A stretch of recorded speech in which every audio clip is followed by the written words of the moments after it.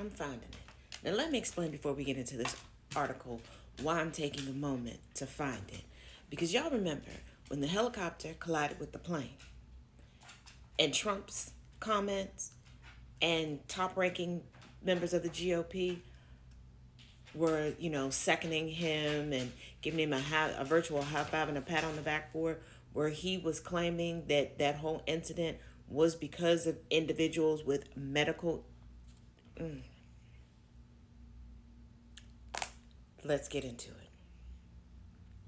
A bipartisan group of lawmakers on Capitol Hill will introduce a bill on Wednesday to help Americans with physical issues disqualifying them from military service to find civilian jobs in the armed forces and defense industry. The Defense Workforce Integration Act is sponsored by Republicans and Democrats in both chambers of Congress. The proposal, which seeks to support the thousands of Americans with physical issues that disqualify them from service, would target workforce shortages in critical areas including manufacturing, cybersecurity, and defense logistics. So we're making a bunch of people unemployed. Then we're going to pass legislation that opens a pathway for people to get employment because we're saying there's a lack of people in certain positions while still actively fighting in court to make people unemployed.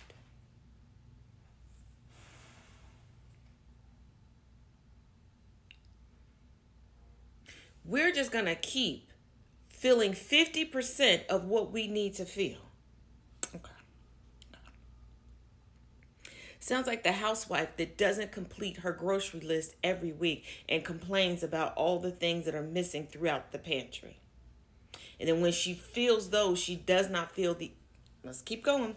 Oftentimes, the U.S. Department of Defense will invest significant time and resources into military recruits' training, only for those recruits to be taken out of consideration for medical reasons, many of which do not prohibit them from working to keep our nation safe, said Senator Jeanne Shaheen, Democrat out of New Hampshire, one author of the bill.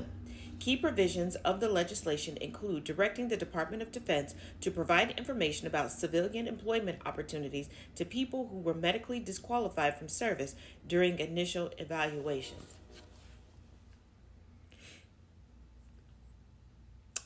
The Secretary of Defense should be disqualified for medical reasons.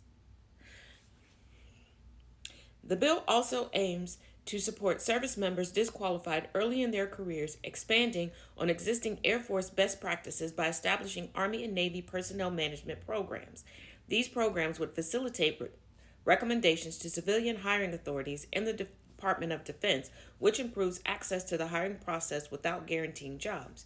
Medical issues might prevent some patriotic Americans from active military service, but it doesn't have to prevent them from finding other ways to serve our country, said Senator Mike Rounds, Republican out of South Dakota, a co-sponsor of the bill in the upper chamber. Here's the thing. Some of these patriots want to serve because they want to live out their murderous fantasies.